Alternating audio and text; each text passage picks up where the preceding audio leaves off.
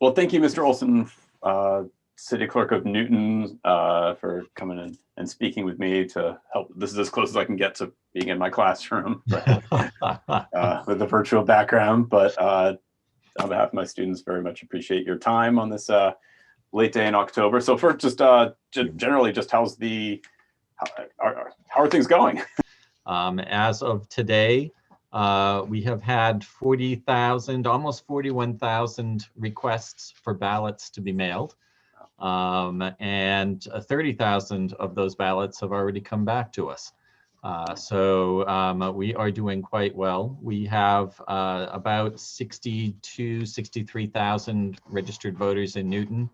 And we still have a week before the election. So I'm expecting that we're going to be having a huge turnout in terms of in-person early voting and mailed-in ballots that come back to us even before the election takes place on November 3rd.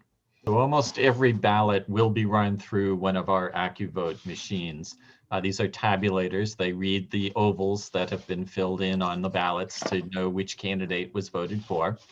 And for all of those mailed-in ballots and all of the in-person early voting ballots, we will actually be running those ballots through our tabulators this coming weekend on Saturday, November 31st and Sunday, November 1st, October 31st and November 1st. We will be running the ballots through the tabulators so that we get those all processed before the election. However, we won't be ending the tabulators. It's called ending the vote. So we won't know what the vote is until after the election closes on November 3rd. So at 8 p.m. on November 3rd, we'll start to close out those tabulators to get the results from our early ballots. And we will then add those totals to the tabulators that are out at each of the polling locations on election day. So what you'll see coming up on the screen on the city website on election night will be a combination of those two numbers. So it'll be a pretty clear and almost complete count of all of the ballots that have been cast up through election day. So about how fast, roughly per minute, about how many of these can you get through in a minute? Probably about one in a minute. It takes a little while for it to run through. These ballots are fairly large. I don't know if the ballot from your community is, yeah, I mean, it takes a little while to get that to go through the tabulator. The tabulator will read both sides of the ballot and then deposit it into the ballot box. So it takes some time to do that. Only one per minute. Wow. And that includes opening the envelopes, I guess. You're going to open the envelope, check the ballot inside, run it through the tabulator. And we will actually have 8 tabulators set up here at City Hall each day. So we'll be processing multiple ballots at a time. We aren't going to try and get 30,000 through just one machine. We're going to get it through eight machines. So these scanning, tabulating machines that you said, one question that some students have had is, can they be hacked? There's some concern that they could, if it's an electronic thing, could they be hacked? Could the voting results be changed in some way at some point? Or what does your office do to prevent that? Sure. So our system is not internet based. It's not wireless. We get a programmed card mailed to us, FedEx, from the company that creates the cards. And we put that straight into the machine. It is tested before the election starts to make sure that it is working appropriately and accurately. And then on election night, those cards and the data are not transmitted electronically via the internet. Those cards come right back here to City Hall and are uploaded to a dedicated machine that is only used for ballot processing. So there's no outside interference in the process here. It would be very hard and difficult to actually get into the machine to make a change to any of the data. But if that should happen, here in Massachusetts, we use paper ballots. So if something is not looking right, when we get the results at the end of the night, we still have all the paper ballots, and we can go back and hand count those paper ballots if it looks like something's been tampered with. So you're keeping these things if you had to go back to them, but also you said that the machines aren't connected to the internet at any point. So it's Right. when you said cards, you mean like little like square little plastic memory cards, right? These machines are a little older. They're not, you know, a SIM card by any means. They're a bigger card, but it's on the same idea. It's a large SIM card that stores all the data on it. We take that card and we have a special reader here that's attached to a dedicated computer that can then pull the data out of that card and combine the two data points, because we will have a card for our early tabulation and then a card from the polls on election day. It can then take the two numbers, add them together, and come up with a total. And then that's what's going to get entered onto the Newton election website that we could be checking obsessively on election night. Yes, definitely. So another in-person question. So what if somebody makes a mistake, they realize, oh no, I filled in 2 of the circles and I was only supposed to fill in 1. Is it just tough luck? You got 1 shot and that's it? Nope, it's not tough luck. If you make a mistake on filling out your ballot, you can go to the inspectors that are there and let them know that you've made a mistake. They will write spoiled across that ballot and give you a new one. And you can then go and fill it out correctly. However, it's 3 strikes and you're out. You only get to do that 3 times. So if you make a mistake on the 2nd and the 3rd ballot, that 3rd ballot, you won't get a new ballot, but what will happen is the ballot will be taken and as much of it that can be counted will be counted. That race where you made the mistake, unfortunately, won't be able to be counted. Oh, so it might count the vote for some of the categories, but not for the one that you. Right. If you voted for 2 individuals for president on your 3rd ballot, you know you can only vote for 1. We won't be able to count that race, but we'll be able to count every other race that's on the ballot. So what if somebody makes a mistake, but they don't notice they did something like that? They filled in 2 things for 1 and they feed it through, it goes into the machine. Then so what happens? The machine's smart enough to know that there's a problem and it will actually kick your ballot back out if you've overvoted a race. So it will tell you that there's a problem with your vote. At that point, one of the inspectors will be there to give you a hand to figure out what the problem is and get you a new ballot. So that leads to the other of like, well, what if you get one of the mail-in ones and the person's not there to explain it, like so the machine's going to kick it out. Yep. So then what would you do? Well, just like I explained, we will count everything we can on that ballot. But we can't get in touch with the voter. So wherever the mistake is, we won't be able to count that race, but we'll count everything else. So just the one where the mistake was made, but the rest of the ballot will be counted.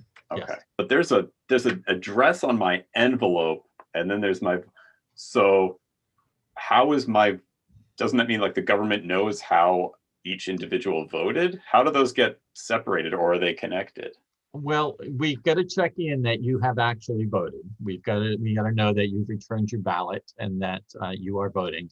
The inspectors or the poll workers will open that envelope up and take your ballot out and put it in a pile with all the other ballots that they are looking at or processing.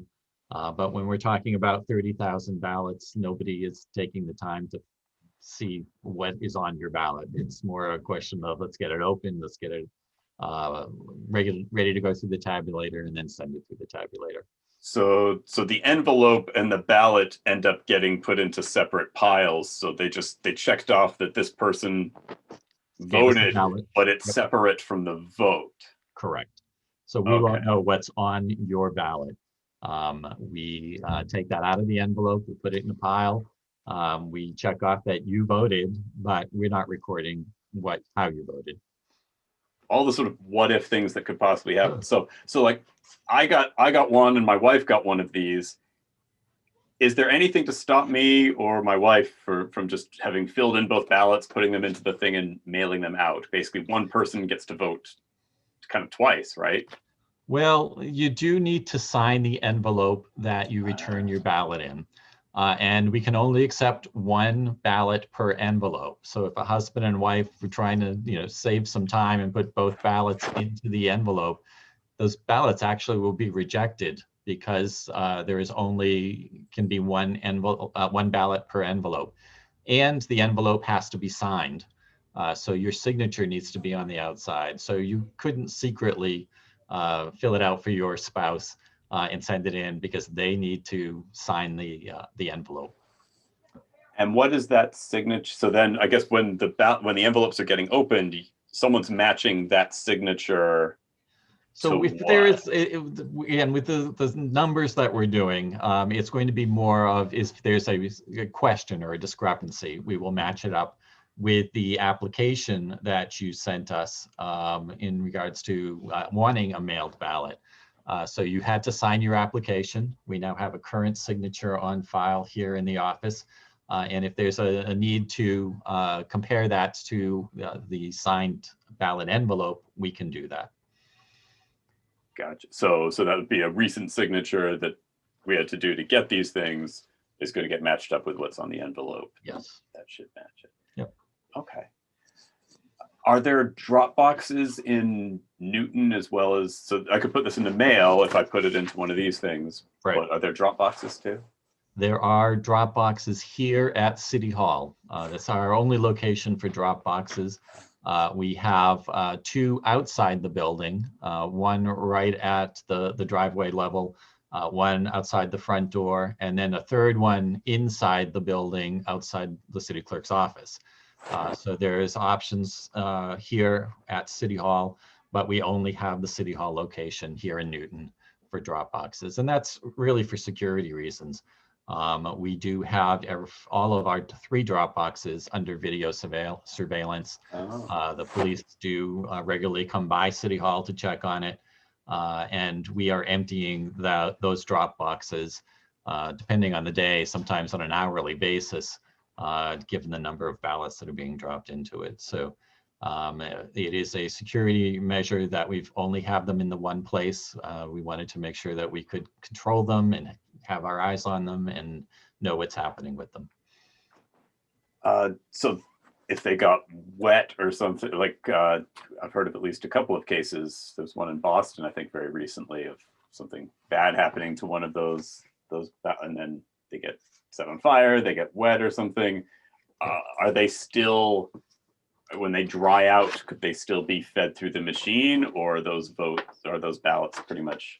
No, it's going to depend on how severely they've been damaged and whether we can determine whose ballot it was. And it's going to be in the envelope with your name and address on the outside. If we can read the name and address and the ballot is damaged so that it can't be used, we can get in touch with you and let you know that there's a problem and get you a new ballot, or you could go vote in person on election day. So there are some options for doing that. Yes. Okay. And I wondered are there any, again, this wouldn't happen probably in person, but are there any ballots coming in, or would you know if any ballots have come in with like coffee stains or pizza or something stuck on them? Is that going to mess up the machine? I don't know about November yet, but in September when we did the same thing, yes, there were some that came in with food stains on them. But as long as the machine can read it, we can run it through the machine. And if it's so badly discolored or whatever that the machine can't read it, we'll hand count what we can do on that ballot. And what does hand count mean? So hand count means it's not gone through the machine. We will set it aside and put it in what's called the hand count slot on the ballot box. It's a separate section of the ballot box.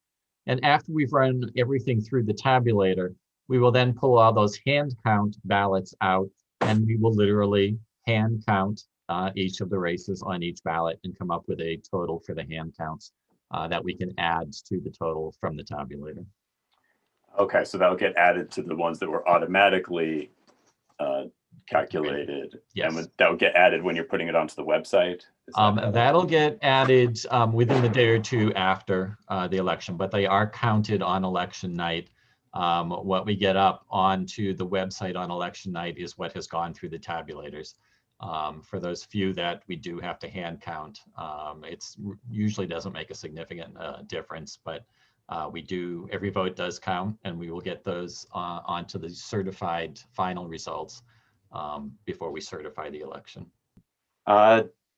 Thanks so much. You've covered so many of the things that my students and frankly, I for a couple of these were wondering about. So hey, no problem. And if you guys have other questions, feel free to ask.